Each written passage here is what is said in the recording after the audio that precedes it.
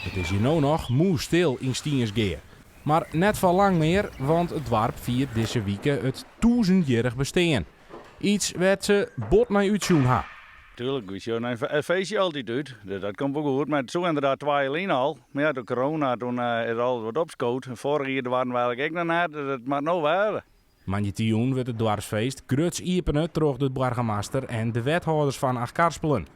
De hele week staan verschillende activiteiten op de planning, van jong en oud.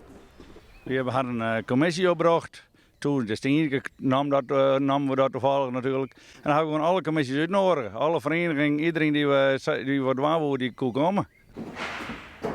Elke vereniging had wat dingen, die wat doen. Ze toneel woe net, die ging vorige maand kregen optreden, die ging geen tijd eigenlijk. Ja, dat ken ik, maar ze hadden de kans wel gaan. Iedereen die wou kon meedoen. De verenigingen hebben goed haar best dienen. Van een kajertocht tot een bannerdisco. Zo is er voor elke nien wat te beleven. Ook het feest om te lette oerkesta wordt beslist net oerslaan. En dan is Toon Jan, er komt vangrail met de bassin. Dat moet een klapper worden, zeggen ze. Dat hoop ik ook, maar ja, dat is altijd al wat zien. Ja, want er komen volle mensen erop. Ja, ze verwacht je 500. Maar ja, dat moet nog blikken doen natuurlijk. En iedereen mag natuurlijk komen. We doen geen intree, want we willen dat moet voor iedereen worden.